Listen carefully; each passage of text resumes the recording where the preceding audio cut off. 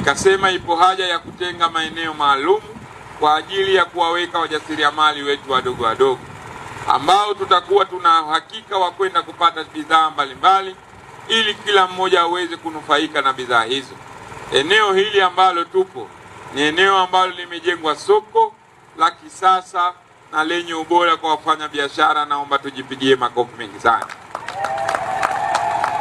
Ni imani yangu kwamba kila mjasiriamali na mfanya biashara ambaye ataweza kuja kutoa huduma ndani ya soko hili wakati litakapokuwa limemalizika, kwa kweli ataendelea kujionea manufaa ya serikali hii ya awamu ya 6.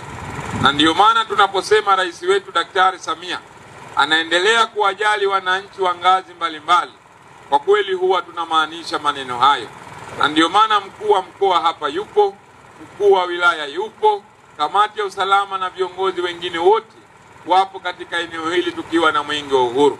Ni kwa sababu ya mahala ambapo tunakuja kuweka matumaini, ni mahala ambapo tutaweka upendo, na ni mahala ambapo tutaweka heshima baina ya wananchi na serikali yao ya wilaya.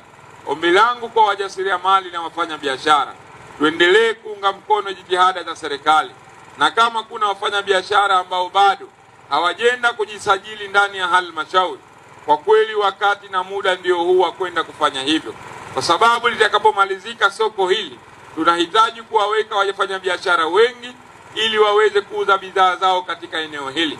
Tunataka kuondokana na uuzaji wa biashara katika maeneo ya barabara kwa maana ya chini, pamoja na maeneo mengine ambayo yatakuwa sio rasmi.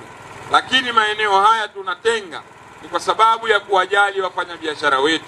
Ni imani yangu kila mjasiriamali, mfanya biashara aliyepo ndani ya wilaya hii, kwa kweli ataendelea kuona maono makubwa ambayo serikali inaendelea kuyapatia. Serikali tayari imeshatoa fedha nyingi. Mkurugenzi ameshatuambia pale zaidi ya wananchi 100 na kuendelea wataweza kuja kutoa huduma katika soko letu hili. Ni imani yangu kila mmoja wetu ataendelea kuunga mkono kwa maono